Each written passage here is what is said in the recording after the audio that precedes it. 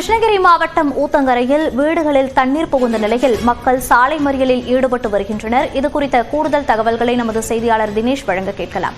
தினேஷ், தற்போது அங்கு மறியலில் ஈடுபட்டிருக்கும் மக்கள் என்னென்ன கோரிக்கைகளை முன்வைக்கின்றனர்? விவரங்கள்.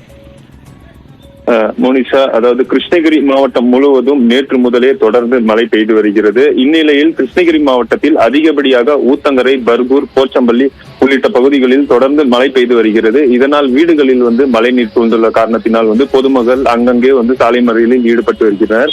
இந்நிலையில் கிருஷ்ணகிரி திருவண்ணாமலை தேசிய நெடுஞ்சாலையில் பொதுமக்கள் சுமார் 1 மணி நேரமாக சாலை மறியலில் ஈடுபட்டு வருகின்றனர்.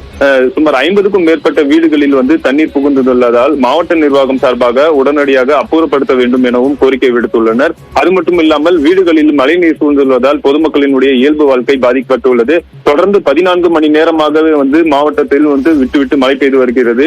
இந்நிலையில் இரவு முழுவதுமே பொதுமக்கள் யாரும் தூங்க முடியாத ஒரு சூழ்நிலையில் ஏற்பட்டுள்ளதாக சம்பவ இடத்திற்கு வந்த மாவட்ட நிர்வாகம் சார்பாக அந்த பொதுமக்களை சாலை மறியலில் இருந்து அப்புறப்படுத்தினர். அது மட்டும் இல்லாமல் தண்ணீர்களில் இருந்து வீடுகளில் இருந்து வெளியேற்றப்படுவதற்கான நடவடிக்கை எடுக்கப்படும் என்று சொன்ன பிறகு சாலை மறியலில் கைவிடப்பட்டுள்ளது.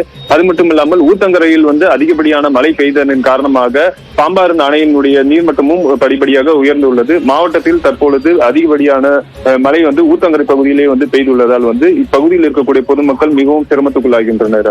மோனிஷா, விவரங்களுக்கு நன்றி தினேஷ்.